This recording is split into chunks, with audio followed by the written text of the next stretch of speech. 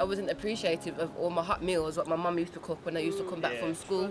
I used to be like, oh, not this again, like, not appreciating it now. When I first moved into the hospital, I could have done with that rice and peas and chicken. My point being, like, is exactly that. When we moved in, we had this preconception that everything's going to be great, we're going to be eating like kings and queens, like, yep. And then the reality is that you can go 3 days without eating. Yeah. I used to go a week without eating. You think it's going to be cheap, you think it's going to be, my mum does it, I can do it, I can do it on my own.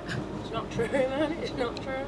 I didn't used to like sausages, beans, nothing, and now that's what I'm eating the most because it's cheaper. Yeah, you appreciate the food better now, where before you was just a fussy eater because you could be fussy. Yeah. That's another thing, like, we all have this preconception, like, we think, I'll be alright, I can do it on my own, and a lot of us can, like, you're probably example of how you can do it on your own, you can make it's it, not but easy. It's not easy. Definitely not.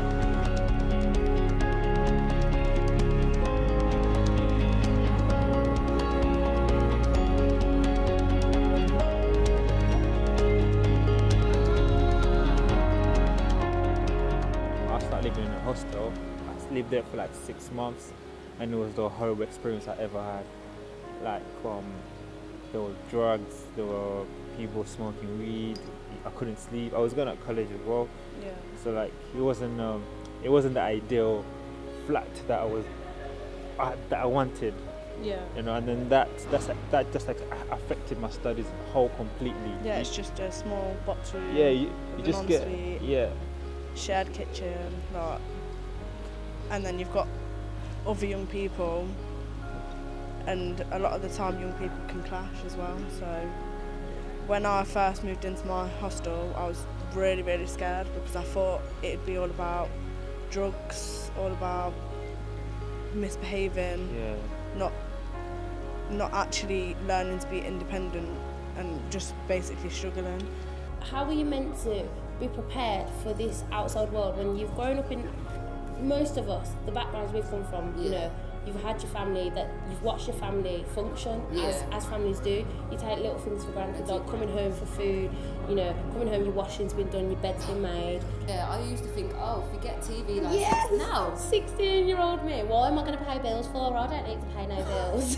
Like, imagine that way of thinking now. It just doesn't happen because it's off our own backs now. We've got that independence that I never expected it would be this hard. What did you think a hostel was going to be like? I knew it was going to be, you know, different, people coming from different backgrounds and stuff like that. So I knew that it would, I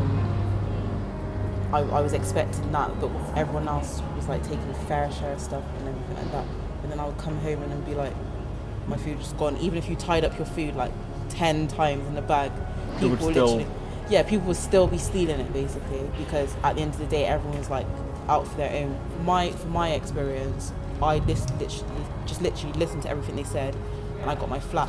So what I just done, I went to all the meetings they said to go to. I went to all the cooking clubs they said to attend, you know, to become more sociable and just integrate with the, you know, the hostel people you lived with and stuff. And then I was able to go onto the scheme, so it was like a banding scheme. Well, I've only just got my housing bidding number, but at the minute I'm not even bidding because I know I'm not ready. Like, I know that I'm not going to be capable of living on my own. It ended up spiraling out of control, so then I moved out of that and went into a shared house. Yeah. The shared house was a lot different from being in a hostel because it's like more closed in, like there's only a few people in this shared house, and it's only like once a week that someone comes around and checks it and stuff. So a lot of the time it was getting messy, there was a lot of arguments, a lot of people drinking, partying. I was given a foyer, which is much better. You know, you get your own toilet, you get your own kitchen, you get your own you get your own room. But the thing about it is, like, when you moved in, there's nothing in the flat. There's completely nothing. You have to ask money from your friends or your family members to furnish it. You know, you have to pay electricity, you have to pay your gas bill. Like, it's not what you actually expected. You know, it's just you just have to do everything alone. I was so used to everybody in the hospital being around, and at one point everyone knew everyone, and we all just have chats and stay in the common room and watch TV. Yeah.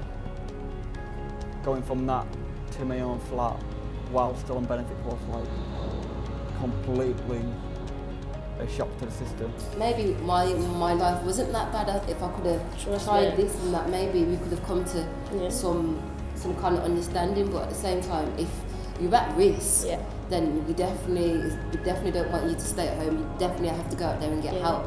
But if you can stay at home, which I look back and think maybe I could have stayed at home, it'd have been a lot easier. But because I don't diss it for anything, because it's got me to where I am now. I remember being 16 saying I can't wait to be 18, and when I was 18 it was like, whoa, it was a shock. It wasn't what I was expecting. It was different. It was like, now you're 18, you're an adult now. You wanted to be an adult, so now you're actually an adult. Even though I didn't live at home from when I was younger, but still had that family support. But when I turned 18, it weren't there no more. Like, you're on your own. You're on your own.